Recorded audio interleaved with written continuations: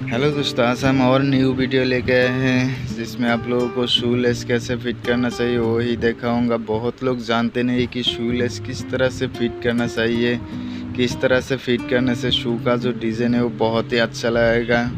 अगर आपको shoelace video पसंद है तो चैनल को ज़रूर सब्सक्राइब करके जाइए और साथ में बेल आइकन को भी प्रेस कीजिए ताकि हमारा वीडियो आप तक सबसे पहले पहुंच सके। तो चलिए वीडियो में आगे देखते हैं शूलेस कैसे फिट करते हैं।